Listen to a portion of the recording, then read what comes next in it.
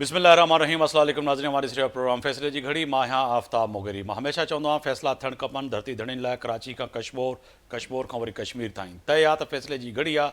अॼु पाकिस्तान जी वॾे में वॾी अदालत अॼु उन केस जी ॿुधणी कई जंहिंजी यकीननी पाकिस्तान जे 24 करोड़ अवाम खे इंतज़ारु हो त उहो फ़ैसिलो कहिड़ो पियो अचे इन वॾी अदालत मां। इन अदालत मां इहो फ़ैसिलो जेको मख़सूस नशिस्तुनि वारो हुयो, जंहिंमें पाकिस्तान तहरीक इंसाफ़, सुन्नी इत्तेहाद काउंसिल यानी कि तय आहे त उहे वॾी अदालत जो उन्हनि दरवाज़ो खड़कायो हो ऐं कहिड़ी बि रीति इंसाफ़ जी घुरण जी दावा बि कई हुई। ख़ासि तौर ते पाकिस्तान तहरीक इंसाफ़ ऐं सुन्नी इत्तेहाद काउंसिल त असांखे इंसाफ़ अदालतुनि खां ई मिले, पर अॼु इन केस जी ॿुधणी में केतिरा ई सवाल जवाब वकीलनि जे ऐं चीफ जस्टिस ऐं फुल बेंच जे साम्हूं जेके सवाल थिया उहे वॾा अहम आहे। इन में तय आहे त फ़ैसिले जी घड़ी जेका आहे उहा अञा ताईं उते ई रुकियल आहे, फ़ैसिलो अचिणो आहे, पर जेको अॼु ॾींहं ताईं जेका कार्रवाई थी उहा वॾी अहम हुई। तय हो त अॼु चीफ जस्टिस पाकिस्तान जस्टिस काज़ी फ़ाइज़ ईसा अॼु सवाल कया, केतिरा ई सवाल वकीलनि जे साम्हूं रखिया जेके अव्हां जे ऐं मुंहिंजे ज़हन में बि हुआ। त तय आहे त सुन्नी इत्तेहाद काउंसिल में शामिलु थियण वारा पाकिस्तान तहरीक इंसाफ़ जा तमामु उहे माण्हू जेके आज़ादु विढ़ी करे ऐं सुन्नी इत्तेहाद काउंसिल में शामिलु थिया, त चीफ जस्टिस अॼु वकिला जे साम्हूं इहा बि ॻाल्हि रखी त छा हिन वक़्तु तव्हां हिकु पार्टी खे छॾे ॿी पार्टी जॉइन कई त हिन मां तइ थी वियो त उन पार्टी सां तव्हांजो को वास्तो न आहे। ऐं इन केस जी ॿुधणी में इहा बि ॻाल्हि कई वई चीफ जस्टिस जे तरफ़ां, जेका वकीलनि जे साम्हूं रखी ॻाल्हि त पार्टी अगरि हिकिड़ी पार्टी खे छॾे करे ॿी पार्टी में अचनि था, उन खां पोइ इन में तय आहे त उहो उन पार्टी खे छॾे चुका आहिनि, उन जी आज़ादु हैसियत जेका आहे उहा ख़तमु थी चुकी आहे। हिकु पार्टी खे उन्हनि जॉइन कयो आहे, जॉइन करण खां पोइ इहा ॻाल्हि सम्झ में अचे थी त उन्हनि जेके मख़सूस नशिस्त लाइ जेका दरख़्वास्त हुई उहा उन वक़्त ते ॾिनी या न ॾिनी। इन खां गॾोगॾु अगरि आज़ादु उम्मीदवार विढ़िया त उहे बेट जे निशान ते छो न विढ़िया। उन में इलेक्शन कमीशन पाकिस्तान जे साम्हूं पाकिस्तान तहरीक इंसाफ़ छो न वई, छो न वञी दर खड़कायो, ऐं इन सां गॾोगॾु उहे कोर्ट में छो न उन वक़्तु आई पाकिस्तान तहरीक इंसाफ़ त उन्हनि सां जेका निशान जी नाजाइज़ी थी त निशान आज़ादु उम्मीदवारनि खे मिली सघे पियो। अहिड़ी रीति जेको आहे सो पाकिस्तान तहरीक इंसाफ़ जे वकिला ऐं सुन्नी इत्तेहाद जे वकिला जे साम्हूं चीफ जस्टिस पाकिस्तान इहा बि ॻाल्हि रखी त तव्हां सुन्नी इत्तेहाद काउंसिल जा वकील आहियो या पाकिस्तान तहरीक इंसाफ़ जा।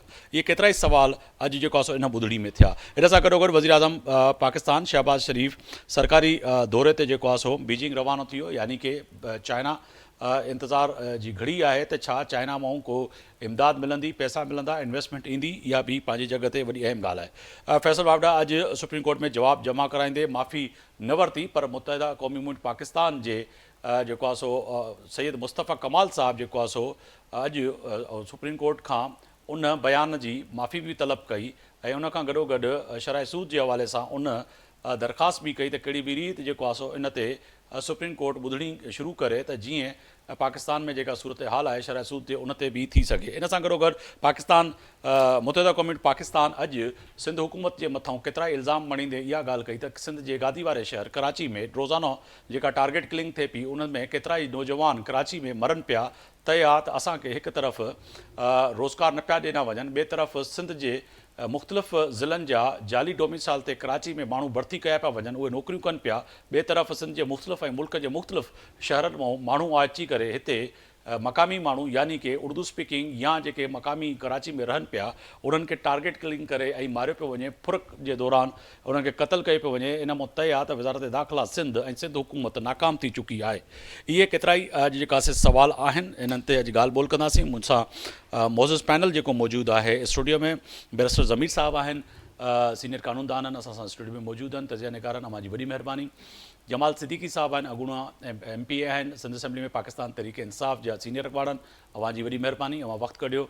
इन सां गॾोगॾु टेलीफोन लाइन ते मूंखे जॉइन कयो आहे सीनियर कानूनदान आहिनि सरदार यासीन आज़ाद साहब, असांखे टेलीफोन लाइन ते जॉइन कयो आहे इस्लामाबाद मां। इन सां गॾोगॾु MPA आहिनि मुतहदा क़ौमी पाकिस्तान जी डॉक्टर फौज़िया हमीद साहिबा, उन्हनि बि असांखे टेलीफोन लाइन ते जॉइन कयो आहे। चइनी महिमान जी वॾी महिरबानी। मां सभ खां पहिरियां सरदार यासीन आज़ाद साहब आपकी जानिब आऊँगा। सर, आज जो ये फैसले की घड़ी थी, सबसे बड़ी अदालत जो है आज लगी, इस पे क्या कहेंगे कि आज जो आर्गूमेंट हुए, आप भी एक सीनियर कानूनदान है, आज आपने देखा कुछ समझा कि कहीं ना कहीं जो आज फुल बेंच ने जो है सवालात रखे पाकिस्तान तहरीक इंसाफ़ और सुन्नी इत्तेहाद काउंसिल के वकला के सामने, जिन्होंने आज अपनी मुख्तलिफ जो है आर्गूमेंट में जो है दलाइल देते हुए यकीननी अपने मौक़िल यानी कि अपनी पार्टी को डिफेंड तो किया, मगर पाकिस्तान तहरीक इंसाफ़ के सामने जो फुल बेंच ने और चीफ जस्टिस ने जो सवालात रखे, समझते हैं कि वाक़तन कहीं ना कहीं इसमें फॉल नज़र आ रहा है, खामी नज़र आ रही है पाकिस्तान तहरीक इंसाफ और सुन्नी इत्तेहाद काउंसिल की? जी यासीन आज़ाद साहब। पहली बात यह कि आज मैं दिन को कोर्ट के अंदर ही मौजूद था जी, और तकरीबन 1 बजे तक वहाँ रहा। प्रोसीडिंग जो हुई सब कुछ मैंने देखा है, क्योंकि अब केस तारीख हो गई जून की 24-25 को, लगातार 2 दिन ये केस चलेगा और जो भी मामलात हैं कोर्ट डिसाइड करेगा। लेकिन आपको याद होगा कि ये मामला सुप्रीम कोर्ट में सब जुडिस है, उस पर तो हम इज़हार ख्याल और खुल के तो नहीं कर सकते। और जब कोई मामला सब जुडिस है तो उस पर तफसील से रोशनी डालना या क्या सराई करना मुश्किल है। लेकिन पॉइंट ऑफ व्यू तकरीबन अनवर सुप्रीम कोर्ट के जज साहिबान जो पीटीआई के सुन्नी इत्तेहाद, पीटीआई नहीं सुन्नी इत्तेहाद के वकील से कर रहे थे जी, तो यही कह रहे थे कि आपने अगर इलेक्शन कमीशन पाकिस्तान ने कोई फैसला किया था सीटों के हवाले से तो क्या आपने उसको चैलेंज किया? तो रिप्लाई ये था कि नहीं, हमने कोई चैलेंज नहीं किया। पर मेरा शुरू से जो मौक़िफ़ था वो मैंने आपको पहले भी बताया था कि ये था कि चूँकि पीटीआई ने बहसीत जमात के हिस्सा नहीं लिया, हालांकि उस वक्त मेरा मौक़िफ़ ये था कि अगर आपको निशान नहीं मिला लेकिन जमात आपकी अपनी जगह पर थी, और अगर जो इंडिपेंडेंट कैंडिडेट थे उनको सर्टिफिकेट पार्टी हेड का अगर एक दे देता कि आप किसी भी निशान से इलेक्शन लड़ें लेकिन पीटीआई के कैंडिडेट तस्वर किए जाएंगे, वो भी नहीं हुआ। तो लामला सुन्नी इत्तेहाद तहरीक को पार्लिमानी जमात थी नहीं और तमाम आज़ाद उम्मीदवार वहाँ चले गए। तो आज पीटीआई के बिहाफ से आर्गूमेंट नहीं हो रहे थे, बल्कि ये आर्गूमेंट जो थे वो आर्गूमेंट हो रहे थे सुन्नी इत्तेहाद की तरफ से जी।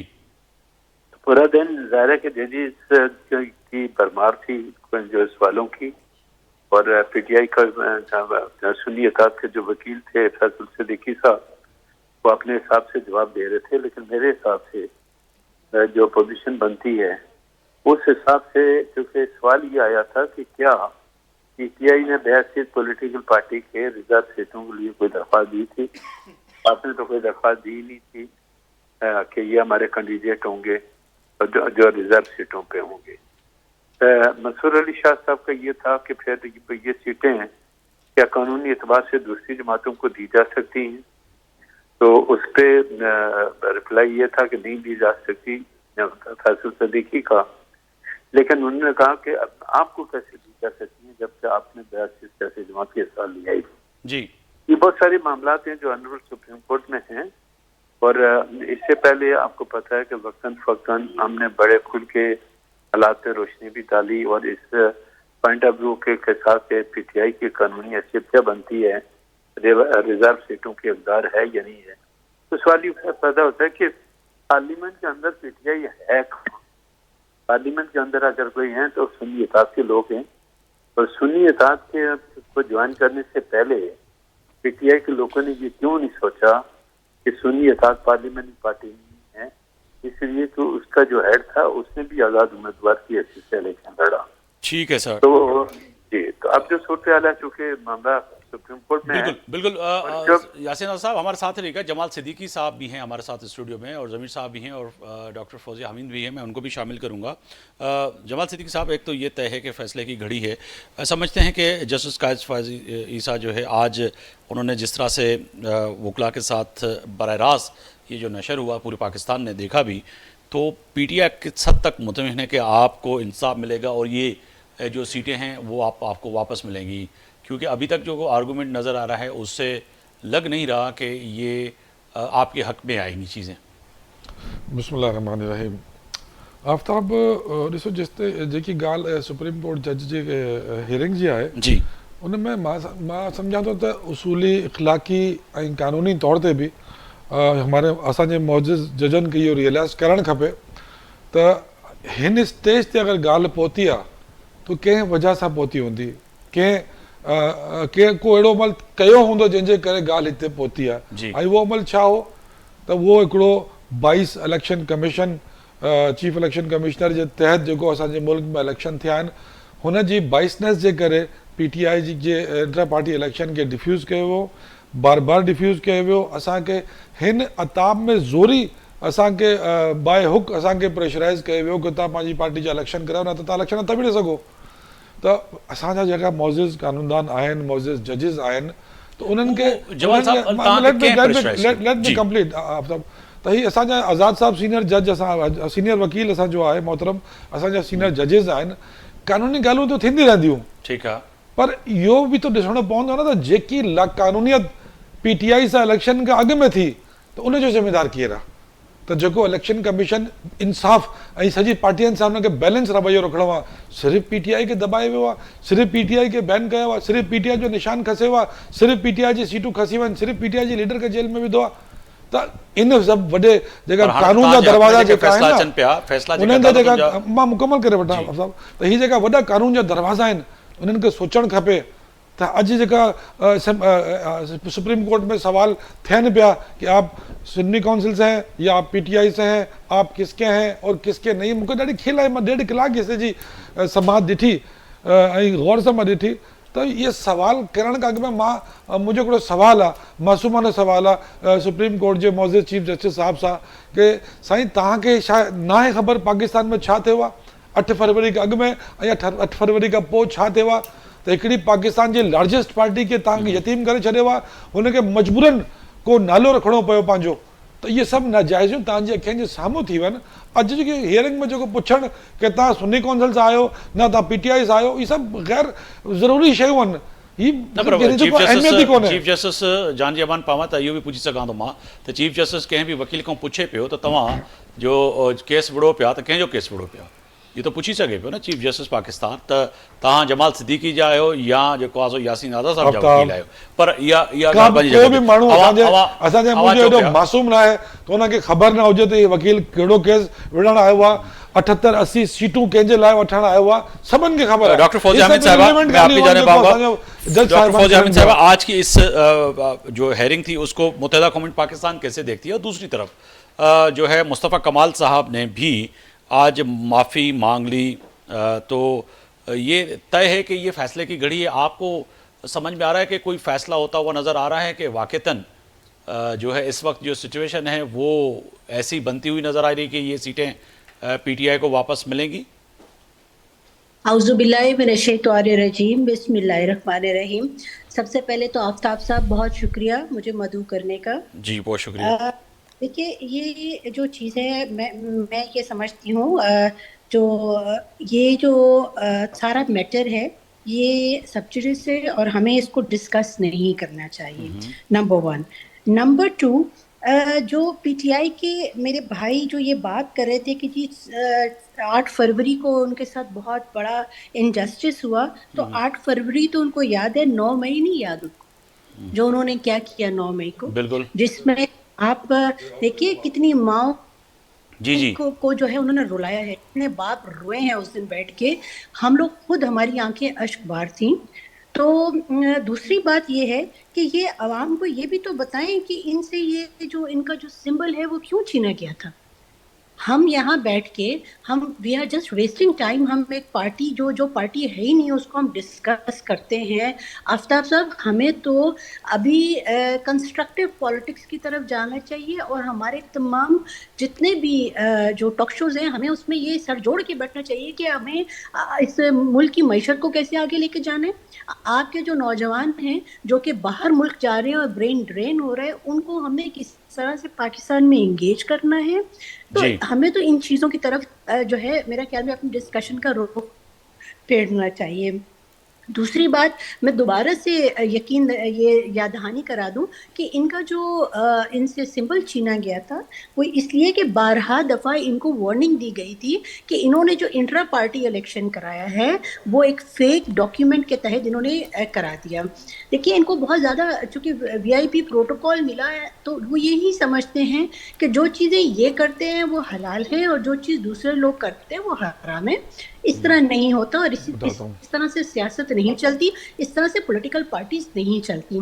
जब आपसे एक दफ़ा आपने तो एज अ पार्टी आपने कॉन्टेस्ट ही नहीं किया, आपने आज़ाद उम्मीदवार के तौर पर कॉन्टेस्ट किया है ना, तो उसमें फिर आपकी रिजर्व सीट्स तो सकती हैं, या तो फिर आपने विद इन 72 आवर्स जो होता है, जो आपने दूसरी पॉलिटिकल पार्टी को जो है ज्वाइन करना है, आप ज्वाइन करें एंड देन वो जो भी मामला था। सिंध में तो खैर ये भी नहीं हुआ, ये तो सो गए थे दो चार जो इनके एक दो जो लोग जीते हैं।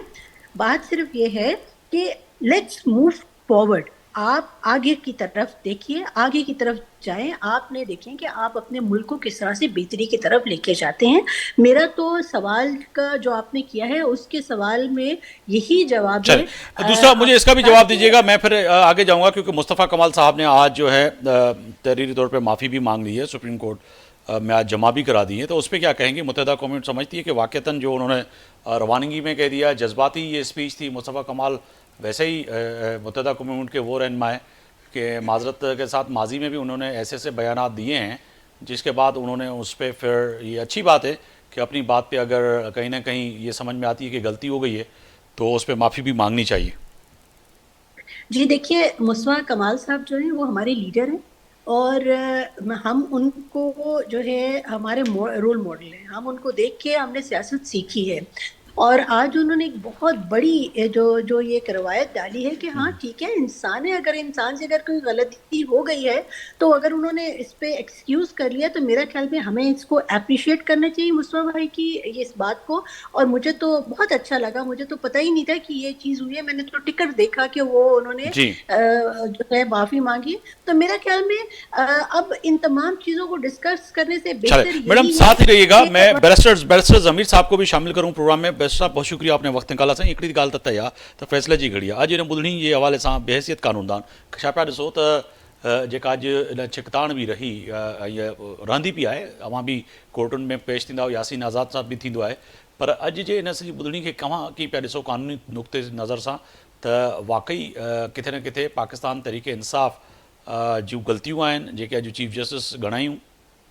अर्ज़ी त सभ खां पहिरीं हीउ जेको इशू थिए थो उहो अचे थो इलेक्शन कमीशन खां, जॾहिं पीटीआई इंट्रा पार्टी इलेक्शन में फेल्यूर थी थिए ऐं हू जेके बि उनजो इलेक्शन कमीशन जे जेके प्रिस्क्राइब्ड सेक्शन्स आहिनि उन जे तहत हू रिक्वायरमेंट्स पूरियूं नथियूं कनि। आख़िर में 104 जे तहत हू पार्टी जेकी आहे उन खां जेको आहे सो सिंबल ऐं इलेक्शन जो जेको स्टेटस आहे उहो जेको आहे सो वरितो थो वञे, जंहिंजे नतीजे में इन जा जेके बि कैंडिडेट्स आहिनि उहे इंडिपेंडेंट इलेक्शन लड़नि था। थींदो कानून जे रूह खां ईअं आहे त जंहिं पार्टी खे जेको बि निशान न अलाट थींदो आहे त उहो उन जे कंहिं बि इंडिपेंडेंट कैंडिडेट खे अलाट थींदो आहे। त पीटीआई जे कंहिं बि दोस्त इहो जेको भले जो निशान हुयो बैट जो उहो न वरितो, ऐं उन खां पोइ जेकॾहिं हुननि फौरन जेका इंट्रा पार्टी इलेक्शन कराई हुई त उन खां पोइ हुननि वरी इलेक्शन कमीशन में जेको आहे सो रिक्लेम बि न कयो त असां हेतिरियूं सीटूं हिन मौक़िफ़ जे तहत खटी आयासीं, छो जो उन वक़्तु असां जेको आहे सो इलेक्शन कमीशन जे फ़ैसिले जे तहत न पिया कयूं। पर हाणे असीं उन जेको बि ऑब्जेक्शन हुया, जेकी बि क्राइटेरिया हुआ उहे फिल करे हाणे असीं हिकिड़ी नई इंट्रा पार्टी इलेक्शन जे तहत जेको आहे कयो आहे, ऐं उहा फाल थी वञे हा त पोइ इन खां पोइ ही मेंबर जेको आहे उन में बि अची सघनि पिया जेको हिननि खां इहो मिसहेप थी वियो। ॿी ॻाल्हि इहा आहे त हिन वक़्तु जेकी हिननि जी मर्जर थी उन पार्टी जे जेको इंतख़ाब हिननि जेको कयो उहो बि हिननि जे हिसाब सां सही न हुयो। दो के पार्टी जो हिकिड़ो पंहिंजो फ़ैसिलो हो, पर आइन ऐं कानून जे रूह खां मुंहिंजो ख़्यालु आहे इहो फ़ैसिलो पीटीआई जे हक़ जो इन जे करे बि न हुयो त उहा पार्टी जेकी इलेक्शन कमीशन में डेथ पार्टी आहे, जेकी हू बज़ाते पार्टी इलेक्शन कमीशन जे इलेक्शन प्रोसेस में हिसो नथी वठे, उन जो कैंडिडेट को कोन्हे को, उन जो जेको आहे सो मंशूर कोई कोन थो अचे, ऐं उन जो को बि जेको इवन देन के उन जो सरबराह जेको आहे उहो बि इंडिपेंडेंट कैंडिडेट जे तौर ते इलेक्शन विढ़े थो, न कि उन एग्ज़िस्टिंग पार्टी जे बिहाफ ते या उन जे इंतख़ाबी निशान ते। उन खां पोइ जॾहिं ही पीटीआई वारा उन में मर्ज था थियनि एज़ अ इंडिपेंडेंट कैंडिडेट, त पोइ कानून जे रूह खां हुननि खे जेको आहे सो इहा शइ वाज़िब करणी हूंदी आहे त छा तव्हां इन पार्टी में जेकी लिस्ट ऑफ कैंडिडेटर्स हुई उहा जमा कराई हुई, तव्हां जेकी लिस्ट ऑफ प्रोपोज्ड जेके तव्हांजा कैंडिडेट्स हुया जंहिंखे असीं मख़सूस सीटुनि जे लाइ कैंडिडेट्स चवंदा आहियूं उहा जमा कराई, त उन शइ ते उहा शइ कान आई। ऐं जॾहिं record face of the record ते जेकॾहिं इहे शयूं मौजूदु न हुयूं त उन तहत जेको इलेक्शन कमीशन जो फ़ैसिलो आयो उहो हक़ीक़त ऐं कानूनी तौर ते जेको आहे फैक्चुअल ऐं लीगल बेसिस ते हुयो, जंहिंखे इन्हनि जेको आहे सो पेशावर हाई कोर्ट में चैलेंज कयो ऐं उतां उहो जेको आहे सो आहे। उन खां पोइ सुप्रीम कोर्ट में अचे थो।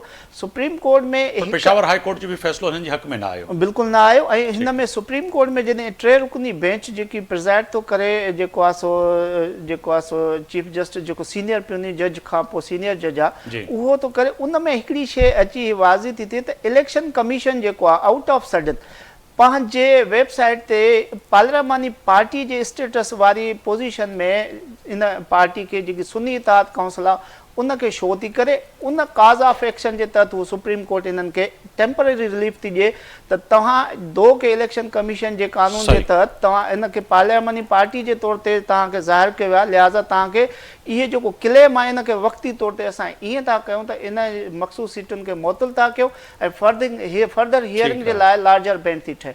फुल कोर्ट में जॾहिं इहे शयूं आयूं आहिनि त उन में हाणे असीं ॾिठो त हिते हिकिड़ी कंट्राडिक्शन इहा बि अचे पई त आया जेकी नुमाइंदगी करे पियो वकील फैसल सिद्दीकी साहब आहे उहो some how PTI J favour में पियो वञे, सम हाउ जेको आहे पार्टी, त इहा सवालान जी बौछार जेकी इनिशियली उतां ई शुरू थी त आया अवां PTI जा वकील आहियो या सुन्नी इत्तेहाद जा वकील आहियो। उन खां पोइ कुझु शयूं इहे आयूं आहिनि त छा हिकिड़ो कानूनी सवाल इहो उथियो जेको बेंच उतारियो त उन में इहा चई त छा जेकी पार्टी पंहिंजे वजूद खे इलेक्शन कमीशन में प्रोसेसली जेको आहे एग्ज़िस्ट नथी कराए सघे, उहा जेको आहे इंडिपेंडेंट कैंडिडेट्स जे बिहाफ ते इहे सीटूं हासिल करे सघे थी या नथी करे। हाणे इन में हिकिड़ो जेको अॼु सुप्रीम कोर्ट जो जेकी सेकेंड हियरिंग हुई उन में कानून जे हिसाब सां आइन जो आर्टिकल 51 ऐं आइन जो आर्टिकल 106 जेको आहे इनवाल आहे, छो जो सुप्रीम कोर्ट खे डोमेन ई तॾहिं आहे त जॾहिं हू आइन जे मुतक़ाज़ी को बि अहिड़ो मामिलो अचे जंहिंजी इंटरप्रिटेशन या वज़ाहत या लीगलिटी ऐं या अनसेंसिटिव जेकी हुजे उनखे,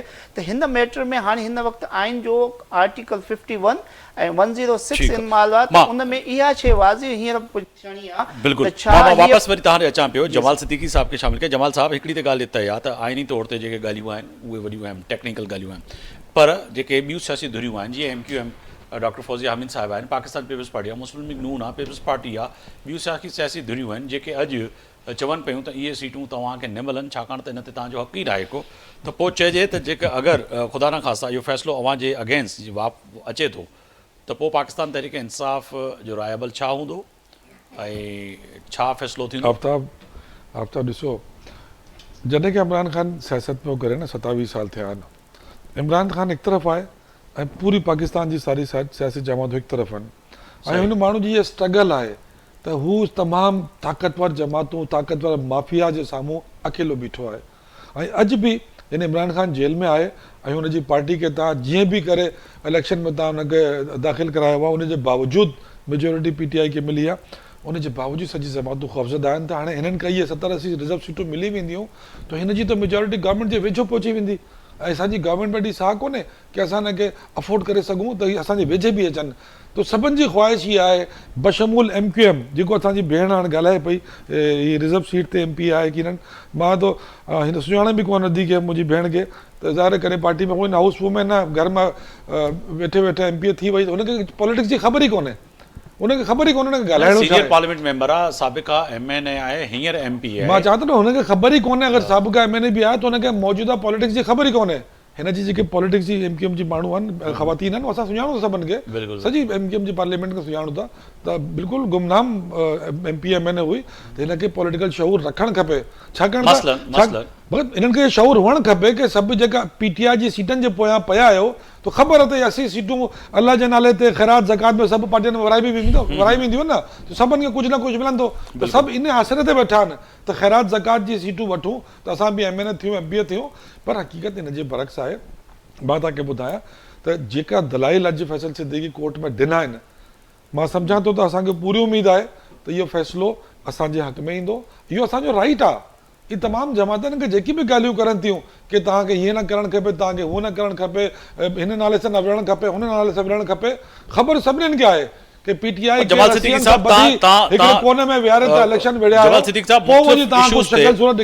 मुख़्तलिफ़ इशूज़ ते तव्हां यूटर्न एक्सपर्ट था आहियो, एक्स वारो मामिलो, ट्वीट वारो मामिलो, पहिरियां अवां समेत केतिरा ई तव्हांजा अॻुवान असांजे प्रोग्रामनि में वञण लाइ तयारु न हुआ त ख़ान साहब पाण इहो ट्वीट कयो आहे, ख़ासि तौर ते जेको शेख मुजीब वारो बयानु हुयो, उन ते वरी अॼु तव्हांजी पार्टी जा अहम अॻुवान उनखे तस्लीम बि कयो ऐं कोर्ट में बि हलिया विया।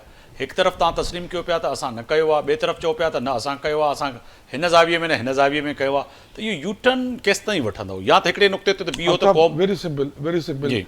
तव्हां जेल में आयो, अगरि जेल में तव्हांखे गवर्नमेंट ऑफ पाकिस्तान इहा सहूलियत ॾिनी हुजे कि तव्हांजे हथ में मोबाइल हुजे, तव्हांजे कमरे में लैपटॉप कंप्यूटर हुजे, त पोइ तव्हां ॾोहारी आहियो न, पोइ त अंडरस्टूड ॻाल्हि आहे कि तव्हांजे हथ त में सर हाणे तव्हांजे इहो हथां थींदो। त मञी छॾियो न तव्हां अदालत जे अॼु जो अदालत में वञी तव्हां मञी छॾियो त हा असांजे बानी PTI इमरान ख़ान साहब इहो ट्वीट कयो आहे, ऐं इन ट्वीट इमरान जो खान कीअं ट्वीट कयो आहे मूंखे लॉजिकल तव्हां सम्झायो न, उहो तव्हां पार्टी चयो आहे कि खान साहब रऊफ़ हसन जी ॻाल्हि पियो कयां। माण्हुनि खे हिन ॻाल्हि जी अवेयरनेस ॾियो, इन ॻाल्हि खे हाईलाइट कयो कि मुद्दे रहमान कमीशन सभिनि खे पढ़णु खपे, त इहो त रऊफ़ हसन चयो आहे। बट इमरान खान ये ट्वीट किए कयो मूंखे तव्हां लॉजिकल समझायो, या को जज लॉजिकली साबित करे कि इमरान खान जेल जे सेल में वेही ट्वीट कयो आहे। तो ॾिसो, जहाँ वो उर्दू में चवंदा आहिनि न कि जहाँ मुर्दे पे 9 मन वहाँ 100 मन, क्या फर्क पड़ता है।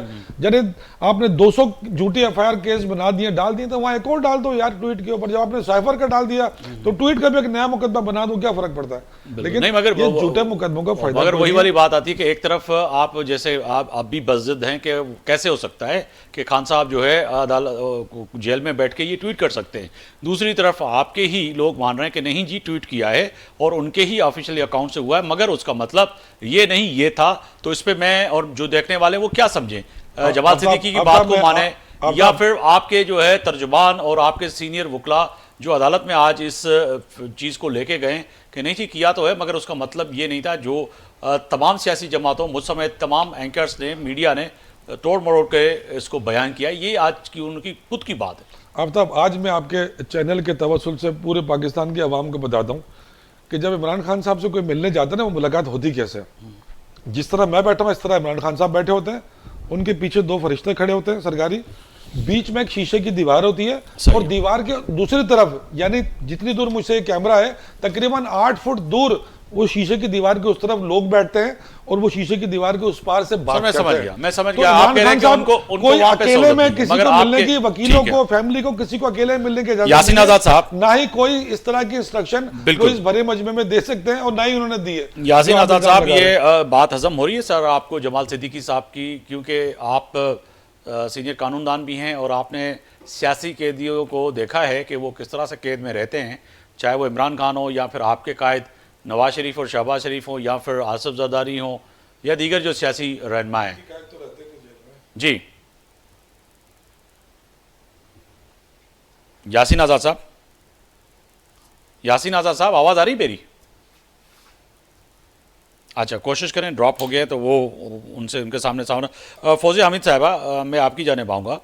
एक तो जमाल सिद्दीकी साहब कह रहे हैं कि जी आपको सियासी शऊर रखना चाहिए, यानी कि मुत्तहदा कौमी मूवमेंट के और तमाम सियासी जमातों को कि ये जो खैरात की मिली हुई सीटें हैं ये आपसे छीनी जाएंगी, इसी तरह आपको ज़दा हैं।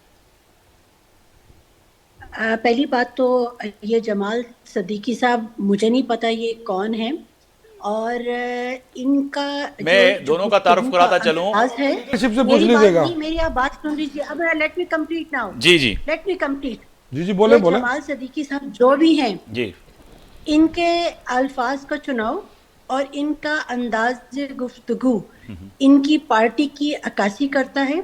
जिस तरह से इनकी पार्टी ने तूफान बदतमीजी सियासत में मचाई है, जिस तरह से उन्होंने हर एक की इज्जतों को रौंदा है, जिस तरह से 9 मई का वाकया पूरी दुनिया ने देखा है कि इस तरह 12 मई याद है आपको? किसी की ना रिस्पेक्ट है। मेरी बहन 12 मई याद है आपको? ये किसी खातून के साथ इस तरह की मेरी बहन, मेरी मोहतरमा, मेरी बाजी, मैं आपसे हाथ जोड़ के पूछ रहा हूँ, आपको 12 मई याद है?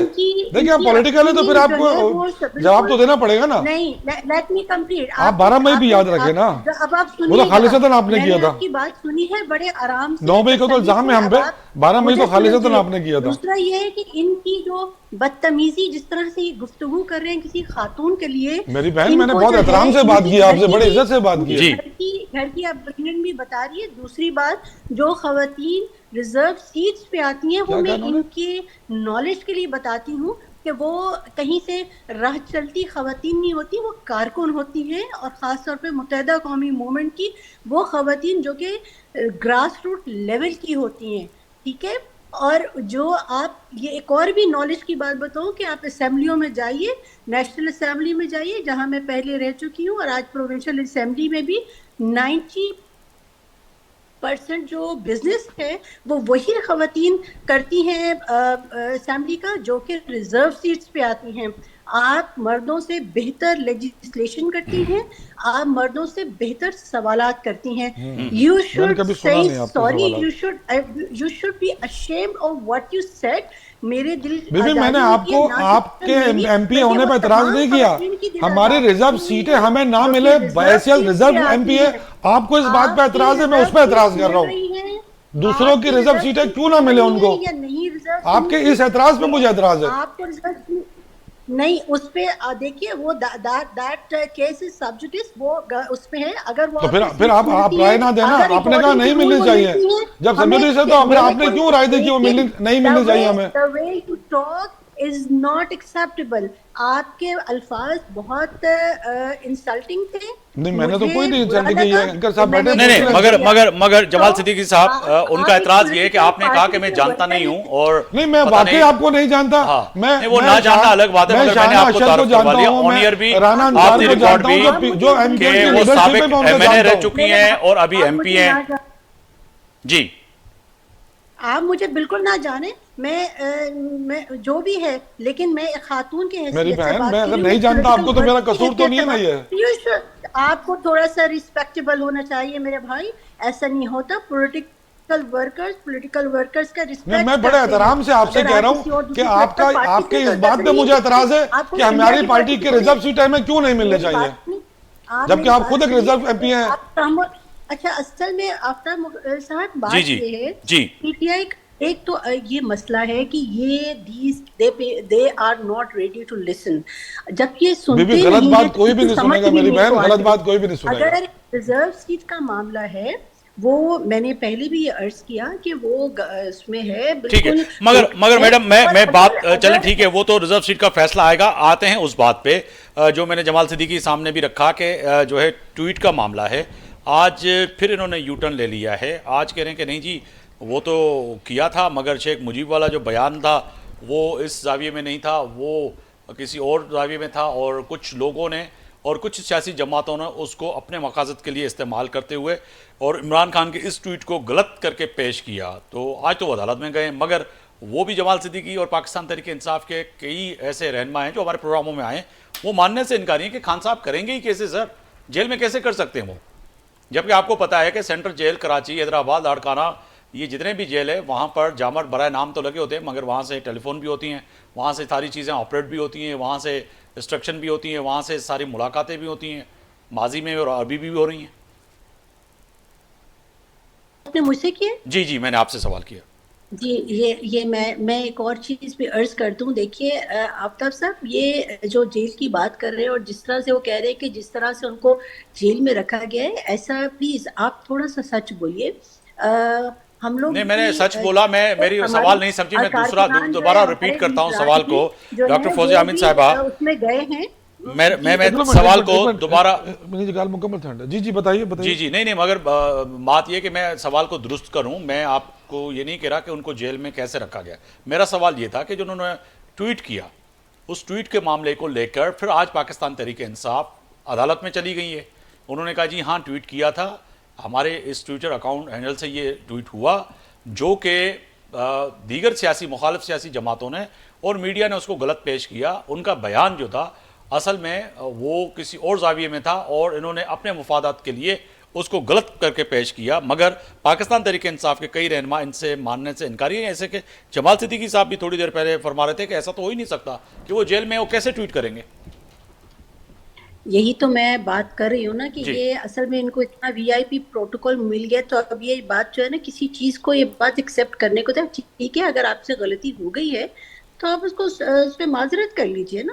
اس میں تو کوئی بات نہیں ہے کہ آپ اتنی جو ہے وہ تمہید باندھے کہ جی انہوں نے نہیں کیا. ٹویٹ تو انہوں نے کیا ہے، دیکھیے انہوں نے ایکسیپٹ بھی کیا نا. آپ کی پارٹی کے درمیان میں ہی دو رائے آ رہی ہیں، ایک کہہ رہا ہے ٹویٹ کیا، ایک کہا ہے نہیں کیا. میجورٹی کہہ رہی ہے کہ انہوں نے ٹویٹ کیا ہے.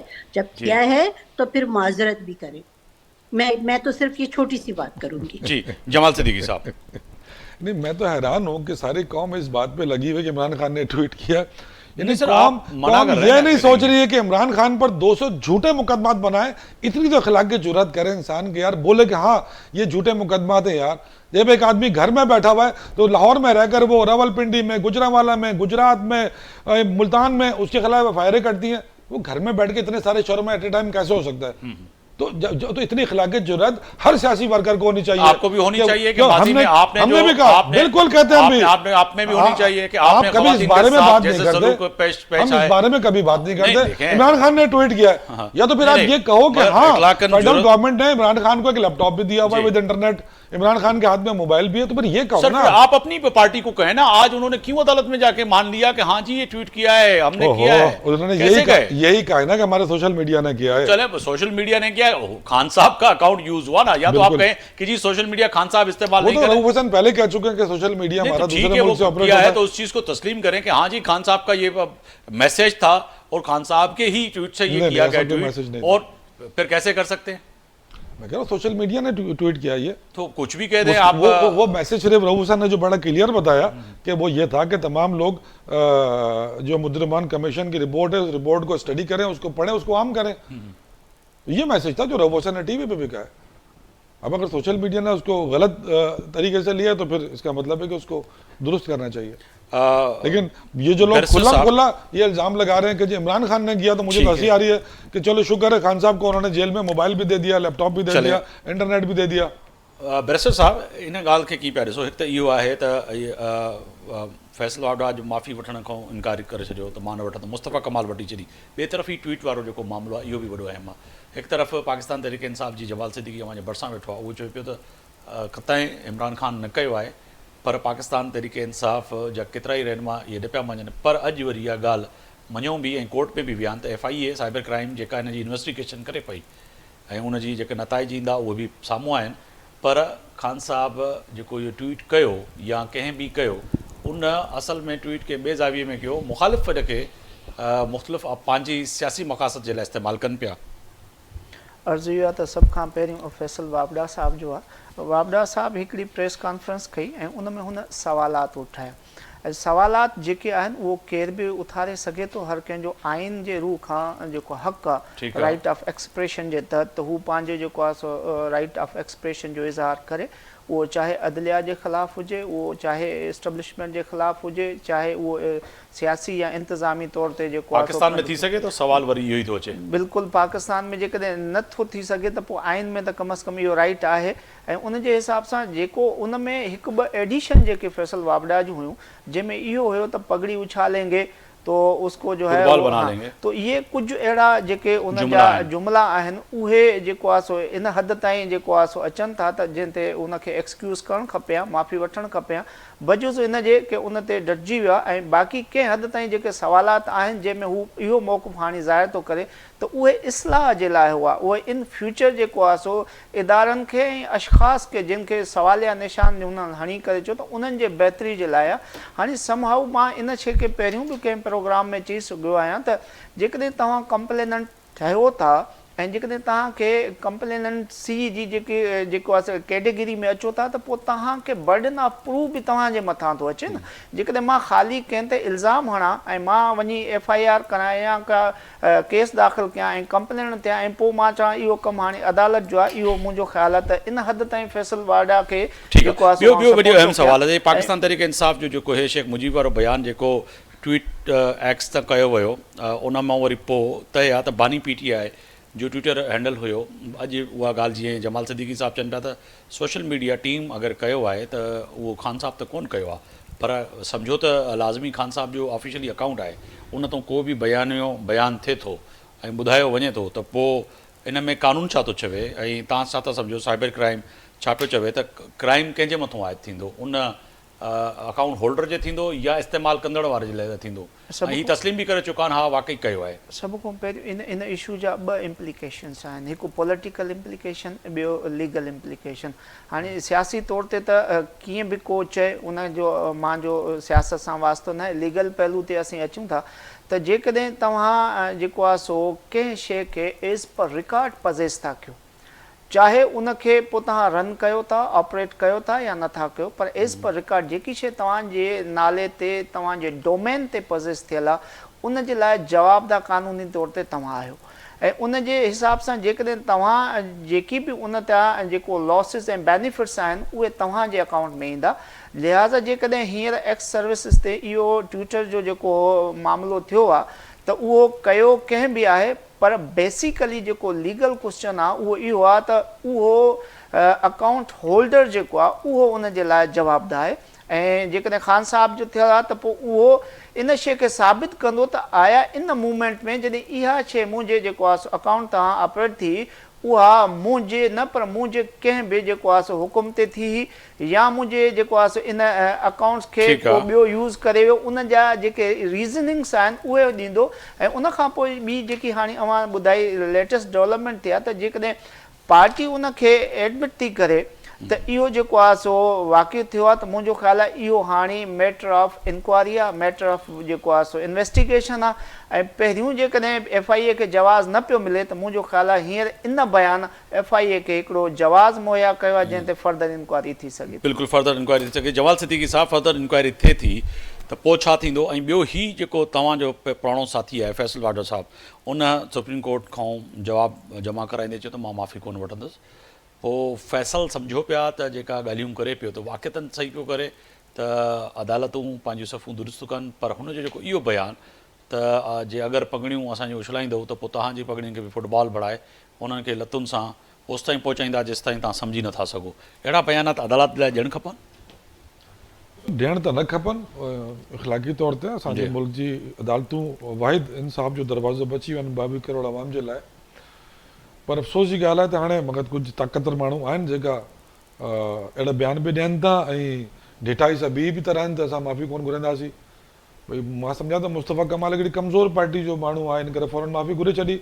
पर मां तव्हां बि इहे सम्झंदव त फैसल वाडा साहब त कंहिं पार्टी में ई कान्हे त पोइ कहिड़ी ताक़तवर पार्टी आहे? पार्टी जो रिप्रेजेंटेटिव आहे त उहो PTI जो साबिक़ तव्हांजी पार्टी जो तव्हांखे ख़बर आहे की कहिड़ी पार्टी जो? मूंखे नाहे ख़बर, मूंखे कहिड़ी ख़बर? पर मुस्तफ़ा कमाल एॾी ताक़तवर पार्टी जो माण्हू न आहे, तॾहिं मुस्तफ़ा कमाल फौरन पर फैसल त तव्हांजी पार्टी खां बाग़ी थियल आहे न। असांजी पार्टी जो यानी कि तव्हां वटि एॾी ताक़तवर पार्टी हुयो ऐं आयो, तव्हांजी बैकबोन आहे न? शायदि फैसल जे नज़र में असांजी पार्टी कमज़ोर पार्टी हुई, इन करे ताक़तवर पार्टी जॉइन कई आहे न। कहिड़ी आहे? MQM पीपल्स पार्टी कहिड़ी?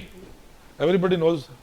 न सर, माण्हुनि खे कहिड़ी ख़बर? तव्हां ॿुधाईंदो त ख़बर? ख़बर त तव्हांखे बि आहे, मूंखे नाहे ख़बर। मासूम त बणिजो आवाम सां। मां मासूम वाक़ई आहियां, मूंखे अगरि ॿुधाईंदो त ख़बर पवंदी जमाल सिद्दीकी साहब। तव्हांखे ख़बर पइजी वेंदी। न मूंखे ॿुधायो। इन शो खां पोइ कोई न कोई माण्हू तव्हांखे फ़ोन करे ॿुधाईंदो त बाबा फलाणी पार्टी जी ॻाल्हि पियो करे हमरा। अगर मुझे फ़ोन ना आई तो वरी मां पाण फ़ोन कंदुमि।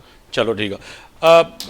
मैडम ये बताइएगा कि अब ये जो फैसले की घड़ी है कि वाक़ितन एक तो फैसल का जवाब न जमा कराना और उसके बाद फैसल यकीनी कहीं ना कहीं आप लोगों ने ही उसको वोट दिया, पाकिस्तान पीपल्स पार्टी ने दिया।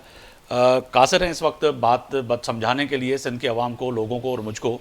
जमाल सिद्दीकी साहब वो कह रहे हैं कि भाई मुस्तफ़ा कमाल तो एक कमज़ोर पार्टी के रहनुमा थे ना, उन्होंने माफ़ी मांग ली, वो तो ताकतवर पार्टी से हैं, तो यानी कि फिर एक तरफ आपको कमज़ोर कह रहे हैं, दूसरी तरफ नहीं। अब देखो फिर आप लड़ाने की कोशिश करो, मैं उन्हें कमजोर नहीं कर रहा, मैं एक मिसाल दे रहा हूँ कि उसने माफी नहीं मांगी, आपने तो वो बहुत मजबूत पार्टी से ताल्लुक रखता मैं वही समझना चाह रहा हूँ कि MQM ने वोट दिया ना उनको, पीपल्स पार्टी ने दिया। बात ये है, तो मैं वही समझ में आ रहा था। असल सवाल ये करे ना अब। हाँ, तो मैं वही समझना चाह रहा हूँ।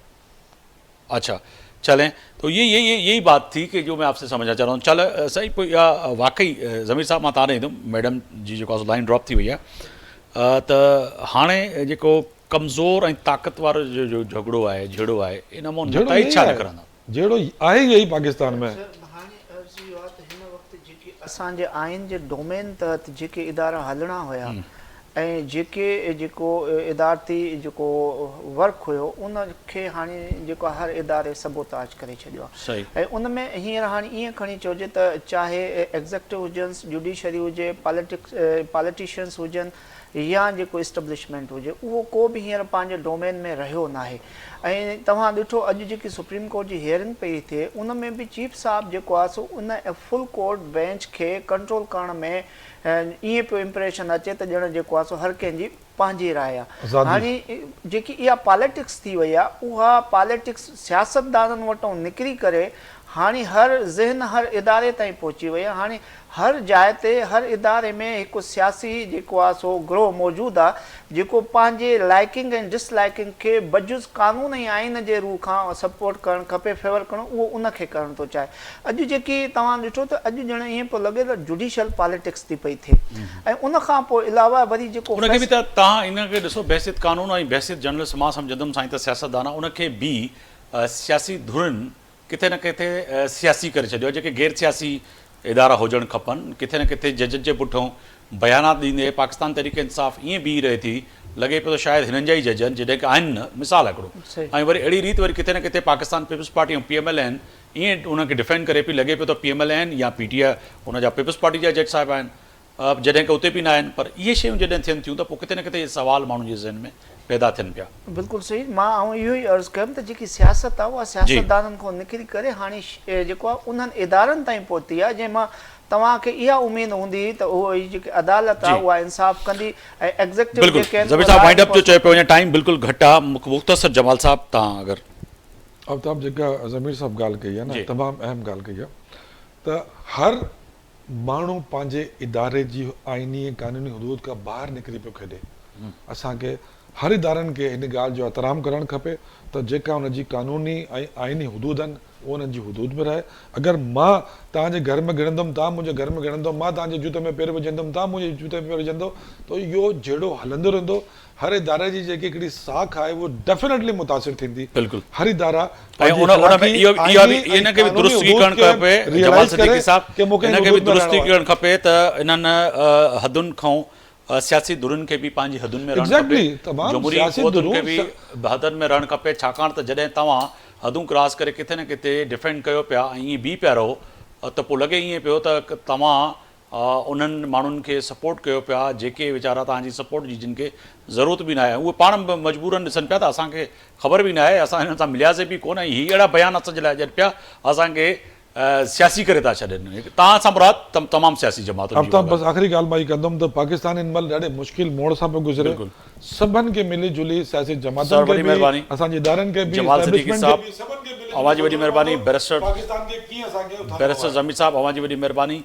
जेको आहे सो डॉक्टर फौज़िया हामिद साहिब अवां जी वॾी महिरबानी। ऐं हिन सां गॾोगॾु सरदार यासीन नज़र साहब आपका बहुत शुक्रिया। तय आहे त फ़ैसिले जी घड़ी आहे, फ़ैसिलो अचणु खपे ऐं हिन फ़ैसिलो इंतज़ारु रहंदो त इहो हक़ु जेको पाकिस्तान तहरीक इंसाफ़ चवे पियो त हुनखे मिलणु खपे। हिन जूं जेके रिज़र्व सीटूं आहिनि हुनखे मिलणु खपनि ऐं अहिड़ी रीति जेको आहे सो जेके ॿियूं सियासी धुरियूं आहिनि उहे चवनि पियूं त हिन जो इहो हिन ते को बि हक़ु न आहे ऐं असांजो हक़ु आहे। हक़ ऐं न हक़ जो हिन वक़्तु फ़ैसिलो आहे, फ़ैसिलो वॾी अदालत कंदी। यकीनन इहो फ़ैसिलो ईंदो त हिन फ़ैसिले ते बि ॻाल्हाईंदासीं। आफ्ताब मोगरे खे इजाज़त ॾींदा। अल्लाह हाफ़िज़।